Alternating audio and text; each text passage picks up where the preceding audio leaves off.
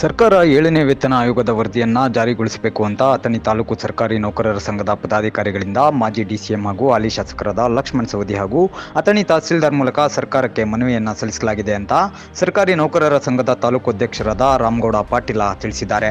ಬೆಳಗಾವಿ ಜಿಲ್ಲೆಯ ಪಟ್ಟಣದ ಪ್ರವಾಸಿ ಮಂದಿರದಲ್ಲಿ ಶಾಸಕ ಲಕ್ಷ್ಮಣ್ ಸವದಿ ಮನವಿ ಸಲ್ಲಿಸಿ ತದನಂತರ ಮಿನಿ ಸೌಧಕ್ಕೆ ತೆರಳಿ ತಹಸೀಲ್ದಾರ್ಗೆ ಮನವಿ ಸಲ್ಲಿಸಿ ಮಾತನಾಡಿದ ಅವರು, ಕರ್ನಾಟಕ ರಾಜ್ಯ ಸರ್ಕಾರಿ ನೌಕರರ ಸಂಘವು ರಾಜ್ಯದ ಎಲ್ಲ 31 ಕಂದಾಯ ಜಿಲ್ಲೆ, 3 ಶೈಕ್ಷಣಿಕ ಜಿಲ್ಲೆ ಹಾಗೂ 183 ತಾಲೂಕುಗಳಲ್ಲಿ ಸಂಘದ ಶಾಖೆಗಳನ್ನು ಹೊಂದಿದ್ದು ಸಮಸ್ತ 6 ಲಕ್ಷ ರಾಜ್ಯ ಸರ್ಕಾರಿ ನೌಕರರನ್ನು ಪ್ರತಿನಿಧಿಸುವ ಏಕೈಕ ಬೃಹತ್ ಸಂಘಟನೆಯಾಗಿರುತ್ತದೆ.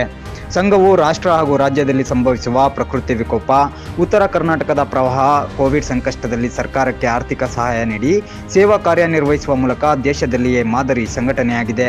ರಾಜ್ಯದಲ್ಲಿ 2.60 ಲಕ್ಷ ಹುದ್ದೆಗಳು ಖಾಲಿ ಇದ್ದರೂ ಸಹ ಸರ್ಕಾರವು ಜನಸಾಮಾನ್ಯರ ಕಲ್ಯಾಣ ಹಾಗೂ ರಾಜ್ಯದ ಅಭಿವೃದ್ಧಿಗಾಗಿ ಸರ್ಕಾರ ಜಾರಿಗೊಳಿಸುವ ಯೋಜನೆಗಳನ್ನು ಶ್ರೀಸಾಮಾನ್ಯರಿಗೆ ತಲುಪಿಸುವ ಕಾರ್ಯದ ಜೊತೆ ರಾಜ್ಯದ ಅಭಿವೃದ್ಧಿ ಸೂಚ್ಯಂಕದ ಬೆಳವಣಿಗೆಯಲ್ಲಿ ಹಾಗೂ GST ತೆರಿಗೆ ಸಂಗ್ರಹಣೆಯಲ್ಲಿ ಇಡೀ ದೇಶಕ್ಕೆ ಮಾದರಿಯಾಗಲು ಸರ್ಕಾರಿ ನೌಕರರ ಪಾತ್ರ ಪ್ರಮುಖವಾಗಿದೆ.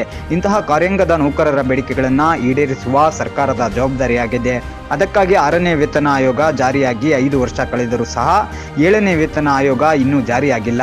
7ನೇ ವೇತನ ಆಯೋಗದ ವರದಿ ಜಾರಿಗೊಳಿಸುವುದು, NPS ರದ್ದುಗೊಳಿಸಿ OPS ಜಾರಿಗೊಳಿಸುವುದು, ಆರೋಗ್ಯ ಸಂಜೀವಿನಿ ತಕ್ಷಣ ಜಾರಿಗೊಳಿಸಬೇಕು ಅಂತ ಅಥಣಿ ತಾಲೂಕು ಸರ್ಕಾರಿ ನೌಕರರ ಸಂಘದಿಂದ ಸರ್ಕಾರಕ್ಕೆ ಮನವಿ ಕೂಡ ಮಾಡಿಕೊಳ್ತಾ ಇದ್ದೀವಿ ಅಂತ ಇದೇ ಸಂದರ್ಭ ತಿಳಿಸಿದರು.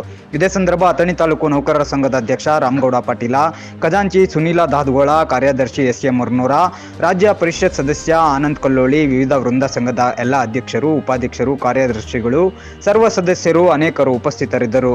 ಸತೀಶ್ ಕೋಳಿ, ನ್ಯೂಸ್ ಫಾಸ್ಟ್, ಚಿಕ್ಕೋಡಿ.